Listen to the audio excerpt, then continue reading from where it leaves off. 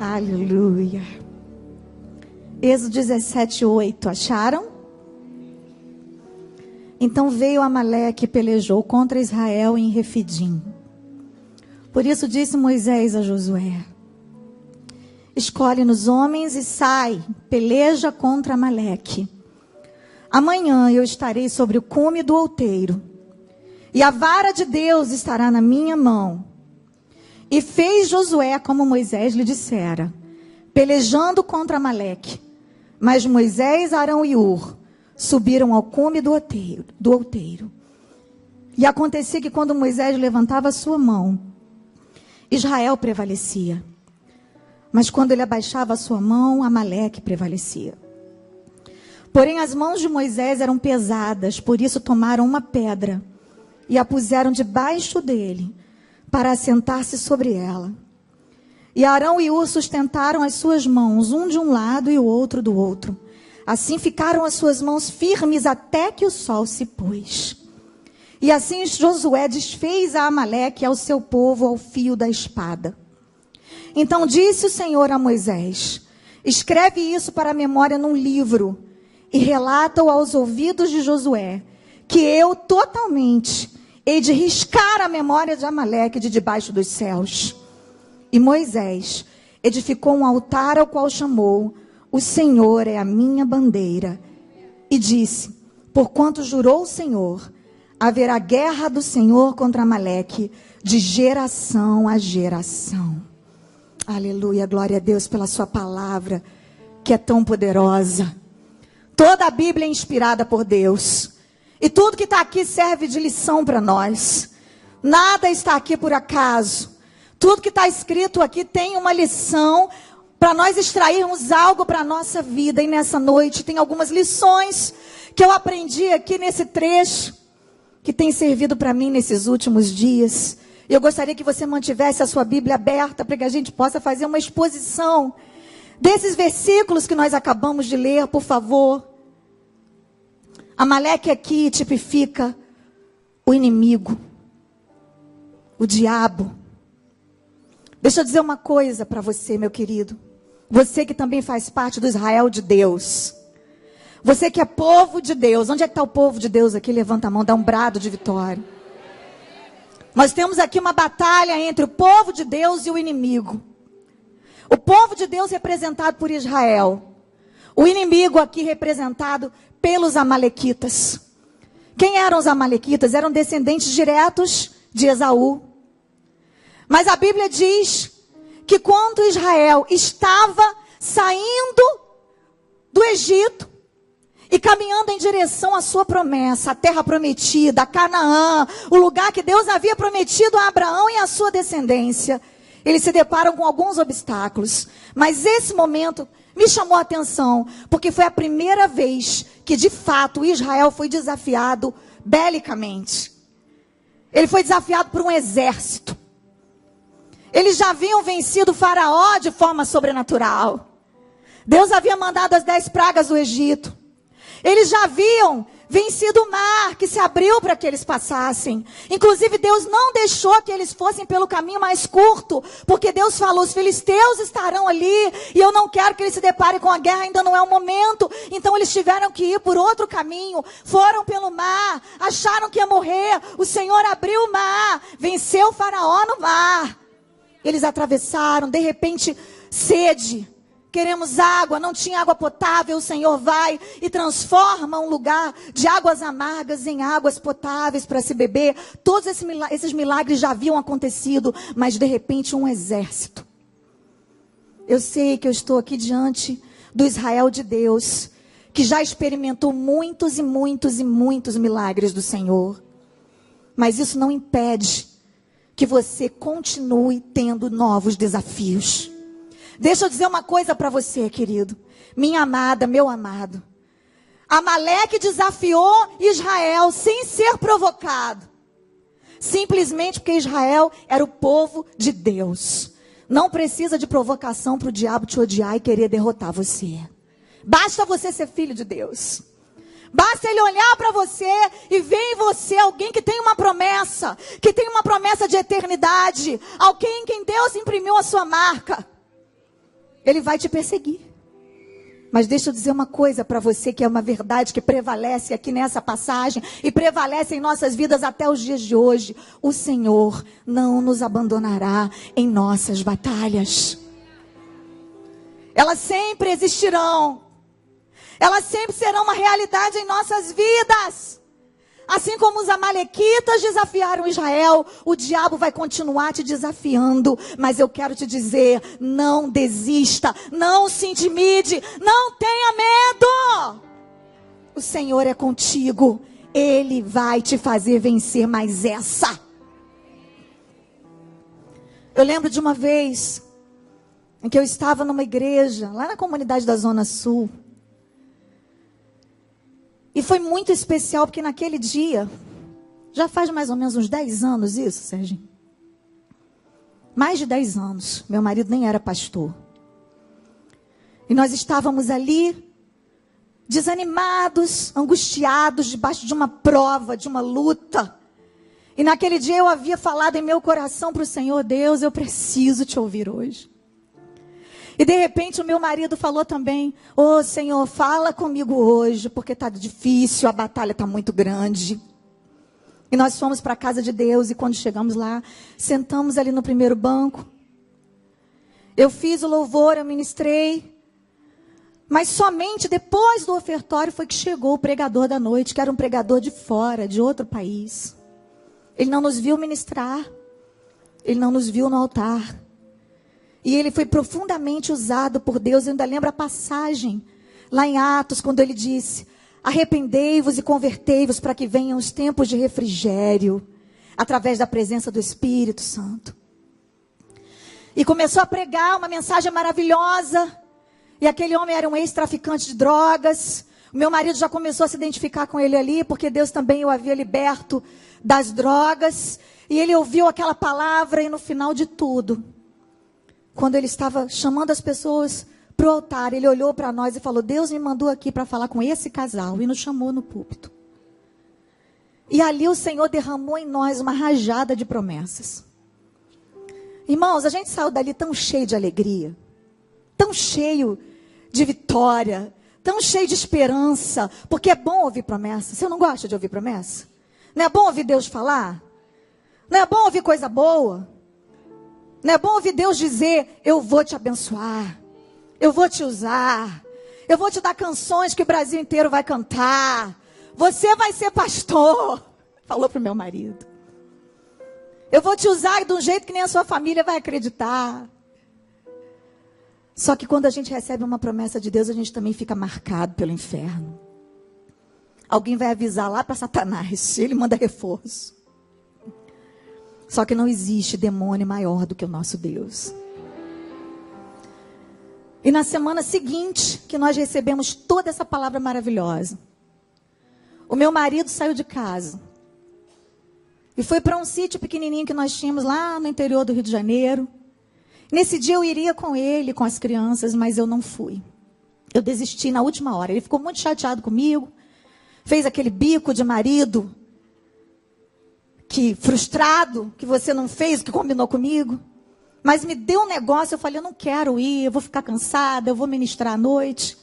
E voltei a dormir. Quando eu voltei a dormir, eu tive uma visão, na qual um homem ao pé da minha cama ria de mim e zombava de mim. E eu ficava incomodada com aquele homem, um homem de meia idade. E eu me levantava e mandava ele sair do meu quarto em nome de Jesus. Expulsava aquele homem do meu quarto, empurrava até a saída do meu apartamento, que naquela época era outro lugar que nós morávamos. Fechava a porta, e quando eu olhava para dentro de casa, eu me dava conta de que aquilo ali era uma visão. Voltei para o meu quarto, deitei de novo na cama e acordei. Liguei para o meu marido e falei: amor, tudo bem? E ele de bico comigo, com raiva de mim. Falei: eu tive um sonho, uma revelação assim, assim, assim. Eu queria te pedir para você vigiar. E ele achando que eu queria fazer as pazes. Eu falei: também quero fazer as pazes, mas eu queria te dizer que você tem que vigiar. Fica ligado aí com Deus, porque o diabo vai aprontar alguma hoje. E nesse dia o Espírito Santo falou comigo: você não vai ligar a TV? Você não vai ligar para ninguém para conversar. Você vai colocar o louvor mais alto que você puder, vai se ajoelhar e ficar orando. Foi isso que eu fiz. Eu fiquei de joelhos adorando ao Senhor em casa. E de repente, eu recebo um telefonema. Era o meu cunhado, que era coronel da PM, já estava lá ao lado do meu marido. Meu marido vinha numa via de mão única, dividida por um canteiro. Uma mão ia para o rio, outra mão voltava. Tinha uma divisão enorme. E um homem vinha a 120 quilômetros por hora na contramão, a muitos quilômetros. E o meu marido vinha dirigindo. Ele estava numa Pajero. Qual era o carro que ele estava, Serginho? Era uma caminhonete. Não era Pajero, não. Qual é o nome daquela outra? Toyota. Toda de ferro. O carro do meu marido teve perda total. Bateu de frente com esse homem. Infelizmente, o homem morreu na hora. Ele estava completamente errado, o outro homem, vindo numa via de mão única, na contramão, e um motoqueiro do lado de lá gritando para ele que era a contramão. Ele não deu a mínima atenção. Infelizmente, aquela vida foi ceifada. Um homem de meia idade, que provavelmente estava tirando a própria vida, eu não sei o que era. Eu sei que Deus poupou meu marido. Deus poupou meu marido. Porque quando Ele quer, Ele poupa. Quando Ele quer, Ele dá o livramento. Quando Ele quer, o diabo pode mandar o reforço que for, que não vai conseguir tocar. Eu creio em algo que se chama soberania de Deus. Eu creio que Deus está no controle da minha vida. Esse é o Deus que eu sirvo. E o meu marido foi poupado. Só deu um rachadinho aqui no nariz, um hematomazinho na barriga. Chegou em casa são e salvo. E aí eu fui entender por que é que o Senhor tinha me incomodado para orar durante toda aquela manhã. Imagina se eu estou dentro daquele carro com as crianças. O estrago podia ter sido pior. Mas o Senhor nos livrou. E o Senhor continuará livrando a todos que Ele quiser. E o Senhor continuará exercendo o seu poder e o seu direito de soberania sobre nós. Porque Ele sabe exatamente o que fazer conosco. Você acredita nisso? Você confia nessa palavra? Você concorda comigo? Que Deus não nos desampara em nossas batalhas. Então Moisés disse a Josué: escolha alguns dos nossos homens e lute contra os amalequitas. Escolha, Josué. Estamos falando aqui de escravos recém-libertos, um povo sem poder bélico, um povo que não sabia lutar, que mal sabia embanhar uma espada. E Moisés fala: Josué, escolha. Mesmo assim, escolha. E o Senhor está dizendo para você aqui, na hora da sua batalha, escolha quem vai andar do seu lado. Cuidado com quem você vai andar na hora da guerra, porque essa pessoa pode te botar a perder. Dependendo do que você ouvir, dependendo do grupo do qual você faz parte no WhatsApp, dependendo do seu ânimo para ir para a casa de Deus ou não. Tem gente agora que está na moda assistir o culto só pela internet. Esqueceu que aqui é o lugar que Deus ordena a bênção. Se você está enfermo, está debilitado, não pode vir, eu compreendo. Mas se você pode ir para a casa de Deus, querido, não se prive disso. Esteja cercado de guerreiros. Todo mundo aqui é guerreiro. Todo mundo aqui faz parte do mesmo exército. Todo mundo aqui está na luta. E com certeza, você vai encontrar alguém no meio desse exército que já enfrentou essa batalha que você está enfrentando. Quem sabe você vai ajudar alguém que está enfrentando uma batalha que você já enfrentou. Na hora da batalha, escolha e não subestime a astúcia do inimigo. Nós não podemos supervalorizar o poder. Tem gente fazendo propaganda de Satanás para cima e para baixo. Ele está vencido, ok, mas nem Jesus subestimou o poder do inimigo. Quando ele foi enfrentar Satanás, ele fez jejum 40 dias. Certa vez ele disse para os seus discípulos: existe uma casta que só se expulsa com jejum e oração. Qual é a batalha que você está enfrentando? Talvez você precise jejuar mais e orar mais. Qual é a batalha que você está enfrentando? Até o apóstolo Paulo certa vez disse para a igreja de Tessalonicenses: olha, eu quis visitar vocês, mas eu fui impedido por Satanás. Você sabe o que é isso? O homem que escreveu quase o Novo Testamento inteiro foi impedido por Satanás de ir a um lugar. Satanás, às vezes, ele impede momentaneamente. Nada que não possa ser resolvido com oração, com clamor, com súplicas. Mas ele tem algum poder. Só que ele não tem todo o poder. Todo o poder só foi dado ao Senhor, nos céus e na terra. A Bíblia diz: maior é o que está convosco do que aquele que está no... Nós somos mais poderosos em Deus do que o demônio mais forte do inferno. Se nós estivermos escondidos em Deus.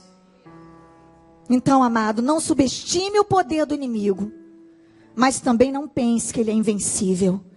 Não tenha malequita que vença o povo de Deus em direção a uma promessa que Deus fez. Quem tem promessa aí? A Bíblia diz em Efésios 6,12. Não temos que lutar contra a carne ou sangue, mas contra os principados, contra as potestades, contra os príncipes das trevas desses séculos, contra as hostes espirituais da maldade nos lugares celestiais. E fala da armadura de Deus que nós temos que vestir. Deixa eu dizer uma coisa para você.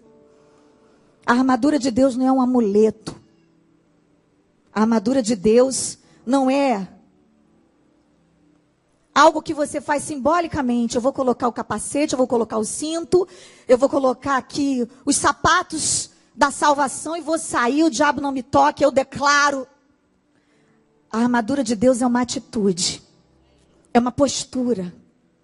O diabo não toca realmente naquele que é de Deus. Eu continuo crendo nisso. Eu continuo pregando isso. Porque está na Bíblia. E tudo que está na Bíblia é verdade. Tudo que está na Bíblia é real. Tudo que está na Bíblia vale para mim. Eu não vou parar de dizer a verdade. Posicione-se como guerreiro. Onde estão os guerreiros desse exército aqui? Quem é que está enfrentando alguma luta aí?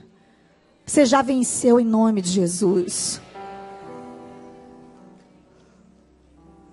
Só que a Bíblia diz que Josué foi para a batalha lutar.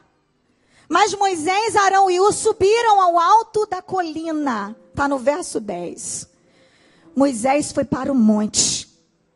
Lugar privilegiado. Lugar de visão aguçada. Tem batalha que é no monte, tem batalha que é no vale. Davi venceu Golias no vale, mas Moisés venceu os amalequitas no monte. Tem gente querendo lutar no vale quando Deus está mandando ele ir para o monte. Tem gente que já passou o tempo do vale, mas ele não quer ir para o monte. Ele quer continuar no vale. Existem estratégias diferentes de Deus para diferentes tipos de batalha. Qual é a batalha que você está enfrentando? Pergunte a Deus qual é a estratégia que Ele te dá. O Senhor tem uma armadura preparada para você, que só cabe em você. Davi vestiu a armadura de Saul e ficou grande, ficou esquisito, ficou pesado. E ele disse: não é assim que eu vou vencer. O Senhor vai te revelar quais são as armas que você vai usar nessa batalha em direção à sua promessa. Não subestime a direção do Espírito Santo nessa batalha. E Moisés foi para o monte. Vamos permitir, amados, que o Senhor nos conduza na hora da nossa batalha. Vamos permitir que Ele nos carregue em seus braços. Vamos permitir que Ele nos diga como agir, de que maneira nos comportar, o que fazer. O Senhor tem uma direção para nós. Qual foi a direção que Moisés recebeu? Está aqui no verso 11. Enquanto Moisés mantinha as mãos erguidas, os israelitas venciam. Quando, porém, ele baixava as mãos, os amalequitas venciam. Moisés se posicionou como um adorador.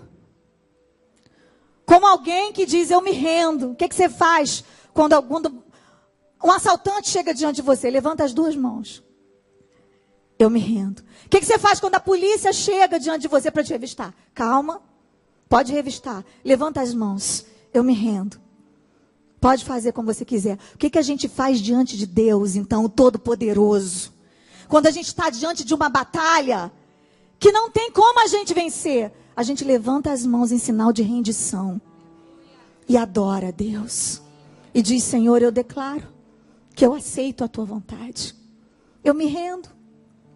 Eu não tenho para onde correr. Ô Senhor, para onde iremos nós se só tu tens as palavras de vida eterna? Eu não tenho para onde ir. Queridos, nós temos vivido tempos tão difíceis, nos quais a presença de Deus não é uma alternativa. A presença de Deus é a única opção que nós temos. Deixa eu dizer para você, querido, você que está vivendo no mundo, nesse tempo que se chama hoje, esse tempo que precede a volta de Jesus, não tem como você viver mais uma vida superficial. Não tem mais como você se conformar com esse evangelhozinho, sem profundidade, raso. Tem hora que Deus manda mesmo uma batalha para a gente aprender a mergulhar nele. Mas tem pessoas que ao invés de mergulhar em Deus, mergulham na dor. Se agarram às suas próprias frustrações. E nós sempre vamos nos deparar com frustrações. Eu posso dizer uma coisa para vocês? A depressão é muito atraente. A depressão é um caminho fácil. Mas nessa noite eu vim aqui para te convocar a não se render à depressão e à frustração. Porque existe um Deus que quer te ver vencer essa batalha.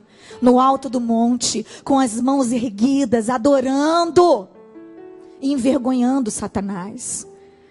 Tem coisa mais linda do que Deus mostrar para o diabo, olha ali, tem um adorador ali. Ah, mas ele está te adorando porque tem tudo. Não tem não. Ele perdeu algumas coisas, mas ele continua me adorando. Ele escolheu me adorar.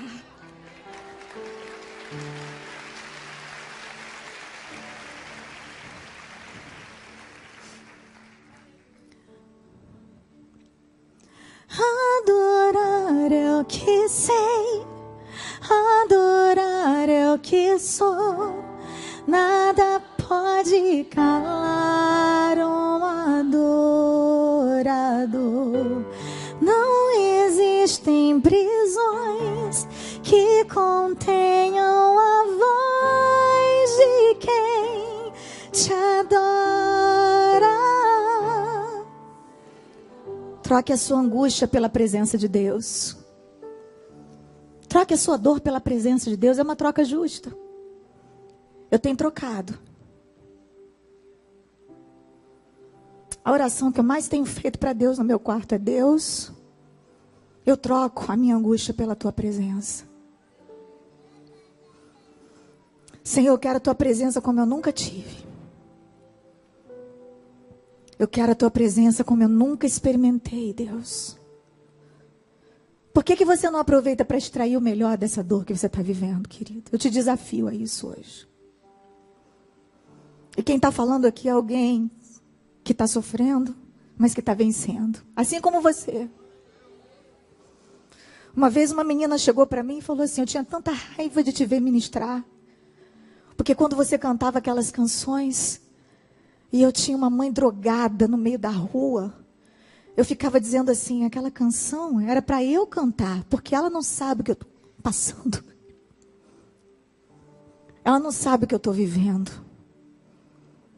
E depois ela descobriu que Deus havia tirado meu marido das drogas e que durante algum tempo eu vivi esse calvário, essa luta com meu marido. E ela ficou tão envergonhada que ela veio me pedir desculpas. Eu falei: você não tem que me pedir desculpas. É que quando a gente vê alguém no púlpito, a gente tem a tendência de imaginar que aquela pessoa tem uma vida perfeita, que nada atinge, que nada alcança, que ele é intocável. Deixa eu dizer uma coisa para você, querido. Nós não somos blindados das lutas e adversidades do dia a dia. Realmente, aquele que é de Deus, o maligno não lhe toca. O maligno não tem o poder de levar um filho de Deus para o inferno. Ele está coberto pelo sangue de Cristo. Mas pessoas morrem, pessoas adoecem. Pessoas ficam enfermas. Pessoas crentes vão à falência. E eu não vim aqui pregar o evangelho da derrota, mas eu vim aqui dizer para você que já perdeu algumas coisas na vida. Coloque os seus olhos naquilo que Deus ainda tem para você no futuro. Deus nunca vai nos dar todas as respostas.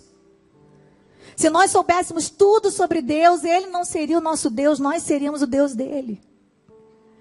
Se nós tivéssemos todas as respostas para as crises do mundo e para as injustiças que acontecem ao nosso redor, nós seríamos Deus. Talvez um dia Deus nos explique na eternidade. Talvez nós nem queiramos mais saber. A gente tenha mais o que fazer. Eu só sei de uma coisa. Que Deus é Deus, apesar da minha dor. Deus é Deus, apesar das minhas lutas. E o que seria de mim se não fosse a presença de Deus na minha vida nesse tempo? A Bíblia diz que Moisés foi para o monte com Arão e Hur. E quando as mãos dele ficavam cansadas, porque a luta cansa. Porque acreditar cansa às vezes. Porque ficar de pé com as mãos erguidas adorando na adversidade cansa. E não tem nenhum super-herói aqui no altar. Tem hora que não dá vontade de ir para a casa de Deus. Tem hora que não dá vontade de orar, porque a gente não acredita nem que Deus está ouvindo. Parece que Deus tirou férias. Mas eu não vivo do que eu sinto. Eu vivo do que eu creio. Esses dias eu cheguei numa igreja e uma mulher me perguntou: eu perdi o meu filho há 3 anos e meio, ela disse. E eu estou inconsolável. Eu queria saber por que Deus não me dá uma gota dessa graça que Ele está derramando sobre a sua vida. Porque você só posta coisa boa. Eu falei para ela: querida, eu não posto tudo que eu sinto. Eu posto tudo que eu creio. Eu ainda estou sendo curada. Deixa eu dizer uma coisa para vocês, aproveitando que eu estou em casa aqui. Eu choro todos os dias. Deus tem derramado uma gota de consolo sobre a minha vida todos os dias. E eu digo: eu quero, Deus, eu recebo. Porque a gente também tem que querer.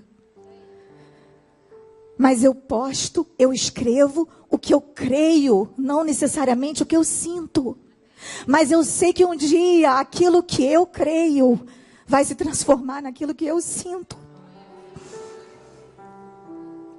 Porque a minha fé é o firme fundamento das coisas que se esperam e a prova das coisas que não se veem. O que seria de mim se não fosse Arão e Hur na minha vida? Se não fossem os meus amigos, se não fossem as Mirnas, se não fossem as Ilmas, os Simontons, se não fossem os meus pastores, se não fossem os intercessores que estão segurando as minhas mãos cansadas, o que seria de você, querido? Não se isole na hora da batalha, peça ajuda. Peça alguém para te sustentar em oração. Peça alguém para segurar as suas mãos enquanto você está ali cansado, caindo. O Senhor vai usar alguém para te sustentar. Como todos vocês sabem, aproximadamente 2 meses atrás, o Senhor recolheu meu filho primogênito. No dia 4 de julho ele faria 18 anos. Não foi falta de oração. Não foi falta de fé. Ele era um servo de Deus. Nós estávamos de passagem comprada para o CFNI, onde ele faria uma matrícula para estudar um seminário. Ele tinha sonhos. Nós oramos incessantemente. Aquele hospital foi invadido pela glória de Deus. Vários enfermos foram curados ali naquele período de 14 dias que a igreja invadiu aquele lugar. Os funcionários que estavam desviados, a maioria voltou para Jesus. Foi tanta glória. Todas as salas ecumênicas que tinham dentro daquele hospital viraram salas de oração. E o povo chegava e dizia: aproveita e ora pelo meu enfermo, aproveita e ora pelo meu filho, aproveita e ora pelo meu marido que está operando. E a gente orava por todos os enfermos. Os enfermeiros já entravam dentro da UTI onde meu filho estava internado, chorando. A presença de Deus era algo quase palpável naquele lugar. Deus estava ali. E num dado momento eu comecei a perceber que haveria a possibilidade de Deus levar meu filho. Porque o meu filho é dele. Eu entreguei para ele. E por algum motivo eu comecei a sentir isso em meu coração. E eu comecei a dizer: Deus, se o Senhor levar o meu filho, eu nunca mais vou conseguir cantar uma música. O Senhor sabe que eu nunca mais vou conseguir compor uma canção. Senhor, o que eu vou pregar no altar? A tua igreja vai ficar envergonhada, porque a igreja está orando no mundo inteiro, Deus. Eu estou recebendo oração aqui da Europa, eu estou recebendo oração da África, eu estou recebendo oração da China. Enquanto eu estava pensando aquelas coisas todas, o Espírito Santo falou ao meu coração: acalma. Se ele vier para mim, se ele voltar para você, o milagre é ele. Se ele vier para mim, o milagre é você. De qualquer maneira vai acontecer um milagre. Eu comecei a acreditar que o Senhor queria levar o meu filho. Mas mesmo assim eu não declarei. Eu continuei orando, eu continuei fazendo o que uma mãe faz, orar pelo milagre. E eu acredito que a gente tem que orar até o último momento, até depois que morre, porque depois que morreu, eu continuei orando, eu orei por ressurreição. E eu ainda creio que ele ressuscita. Enquanto eu estava ali naquele dilema, o pastor Silas Malafaia entra na sala, no quarto de UTI. Em uma das visitas que ele fez, ele disse: Êxola, eu vim dizer uma coisa para você. Deus não precisa de defesa. É Ele quem te defende. Não tente defender a reputação de Deus. Se o seu filho morrer, nós vamos orar até no cemitério para Deus ressuscitar. Mas enquanto ele está aqui com o coração batendo, a igreja vai continuar orando. Eu não vim aqui dizer para você se conformar com a sua derrota. Eu não vim aqui para te dizer que você tem que deixar para lá,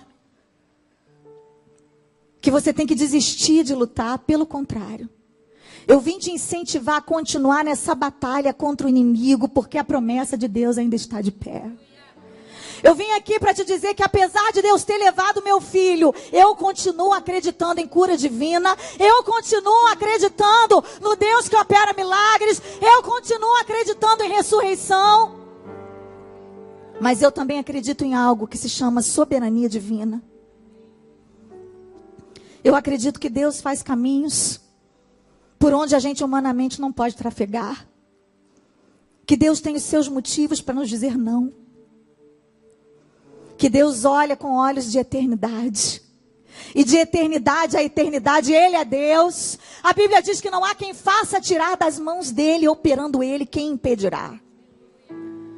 Não haveria nenhuma possibilidade do meu filho partir para a eternidade, se não fosse pela vontade soberana de Deus.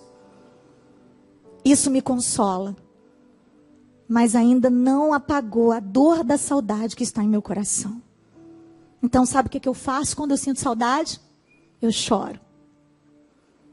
Eu ligo para a pastora Ilma e fico conversando com ela no telefone, como eu fiz no aniversário do meu filho, dia 4 de julho. Eu acordei muito angustiada. Muito obrigada, pastora Ilma. E ela passou ali um tempo, que eu não sei quanto tempo foi, conversando comigo. E ela foi usada por Deus poderosamente naquela manhã. E aquela palavra rema foi a gota de consolo de Deus para mim naquele dia. Deus tem algo para você no dia de hoje que é só para hoje. É só para você que veio até aqui.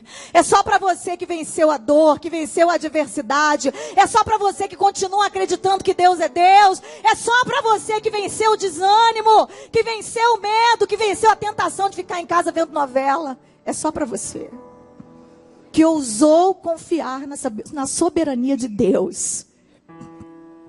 E Ele vai derramar sobre a sua vida hoje. Eu não posso te dar algo que eu não tenha. Mas a Bíblia diz: bendito seja Deus e Pai de nosso amado Salvador Jesus Cristo.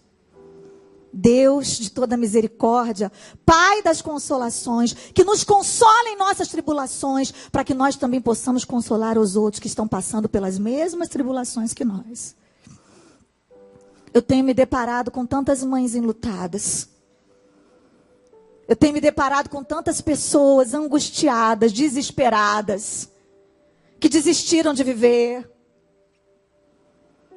E também com tantas pessoas que venceram e que têm me abraçado e que dizem assim: assim como eu venci, você também vai vencer. E eu vim aqui, querido, para trazer a gota de consolação de hoje e dividir com você. Porque uma gota da consolação de Deus é melhor do que um oceano sem a presença dEle. Eu vou encerrar dizendo para você, pulando aqui para o último versículo. Moisés construiu ali, naquele lugar onde ele venceu os amalequitas, finalmente, um altar. E chamou aquele lugar de: o Senhor é a minha bandeira. Repita essa frase: o Senhor é a minha bandeira. O que é uma bandeira? É um símbolo visual representativo de uma nação. A bandeira define quem é o seu povo, de onde você é. A bandeira é um símbolo. A bandeira tem uma voz. Se uma bandeira está de cabeça para baixo, pode significar que aquela nação está se rendendo a outra nação numa batalha. Se uma bandeira está erguida a meio mastro, significa que aquela nação está de luto. Ou se ela está com uma fita preta. A bandeira tem uma voz. A bandeira tem um hino.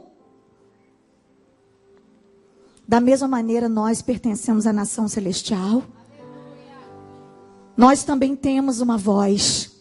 Nós temos um rei, um dono. Nós temos um hino de louvor e adoração a esse rei. Fica de pé no seu lugar, querido. Geração eleita, sacerdócio real, nação santa, povo escolhido para anunciar as grandezas daquele que nos tirou das trevas para a sua maravilhosa luz. É isso que você é. Essa luta que você está vivendo não te define. O que te define é a sua bandeira. O que te define é o sangue de Cristo que está sobre a tua vida. E quando o diabo olha para você, ele vê a tua bandeira. Ele vê o sangue de Jesus que te purifica de todo pecado. Ele sabe que você tem um dono.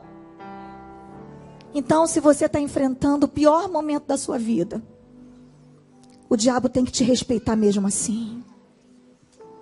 Ele não pode passar por cima de você igual um trator. Mas é preciso que você entregue para Deus a soberania da sua vida. É preciso que você aceite a vontade do Senhor. É preciso que você se renda. É preciso que você entregue a sua vida a Deus.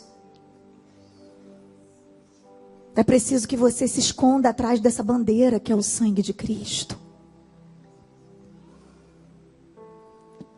E assim, o inferno vai saber quem você é. E eu não estou dizendo que você não vai passar por adversidades e lutas. Enquanto estivermos aqui, teremos tribulações. Que diremos, pois, acerca dessas coisas? Se Deus é por nós, quem será contra nós? Aquele que nem mesmo ao seu próprio filho poupou, antes o entregou por nós, como não nos dará também com ele todas as demais coisas? Quem tentará acusação contra os eleitos de Deus? É Deus quem os justifica. Quem os condenará? Foi Cristo quem morreu, antes quem ressuscitou dentre os mortos, está à destra de Deus e intercede por nós. Quem nos separará do amor de Deus? Será a tribulação, a angústia, a perseguição, a fome, a nudez, o perigo, a espada?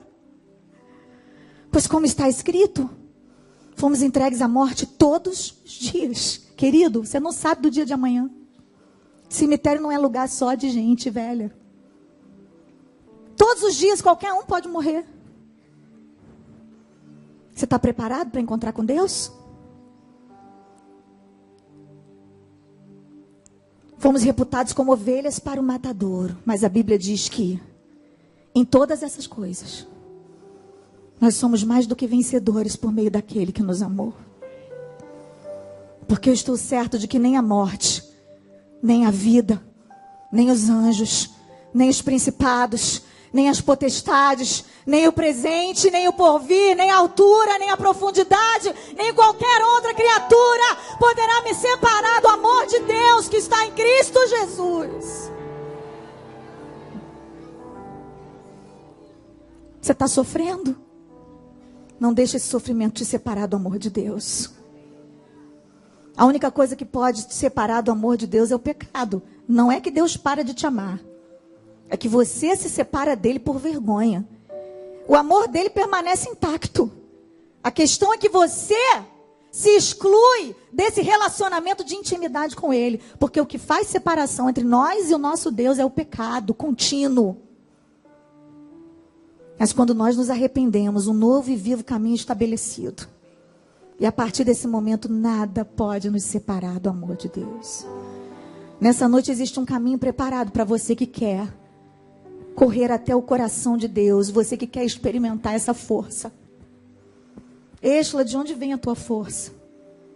Vem do Senhor. Ele é o meu refúgio e fortaleza. Ele é o meu socorro bem presente na hora da angústia. Ele é aquele que sustenta as minhas mãos. Ele é aquele que me adestra para essa batalha. Mas eu não sou uma privilegiada, nem na hora das lutas, nem na hora das vitórias, que também virão para mim. Porque as lutas que eu vivo hoje não vão apagar o que Deus já fez por mim, e muito menos aquilo que Ele ainda vai fazer. Sua vida começa hoje, assim como a minha. Todos os dias a minha vida está começando de novo. E eu estou reaprendendo a viver com essa nova realidade que Deus me permite. Mas se eu estou viva, Deus tem algo para mim. Deus tem algo para você que está vivo, que está aqui. O meu primeiro convite é para você que quer entregar sua vida para Jesus. Saia do seu lugar agora, com ousadia. Você que quer se reconciliar com Deus.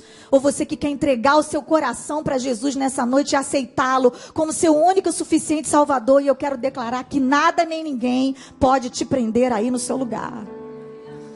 Pode vir. Pode vir. Eu estou esperando você vir.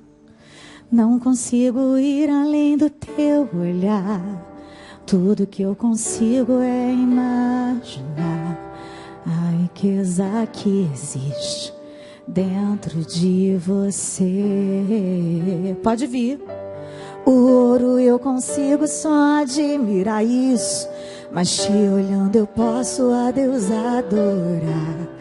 Tua alma é um bem que nunca envelhecerá.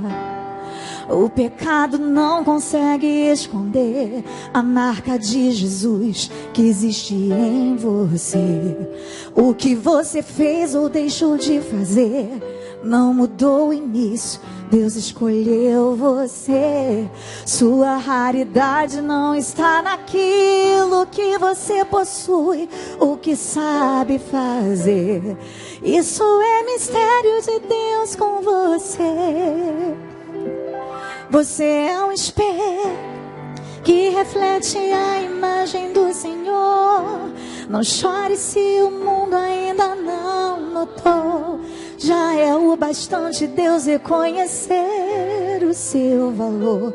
Você é precioso, mais raro que o ouro puro de Ofir. Se você desistiu, Deus não vai desistir. Ele está aqui para te levantar. Se o mundo te fizer cair. Ainda falta você aí na galeria. Vai ficar com preguiça de descer a escada? É mais fácil descer até aqui do que subir de novo, gente. Desce, vem. Olha para alguém aí do seu lado, ainda que seja sua mãe, e diz: se você tiver sem coragem, eu te levo até lá. Eu sou Arão e Ur na sua vida hoje. E traz essa pessoa até aqui. Às vezes ela está com vergonha. Está deixando para amanhã. Você não sabe o que vai ser da sua vida amanhã, querido. Você não sabe. Você não tem poder sobre a vida e a morte. Você não sabe.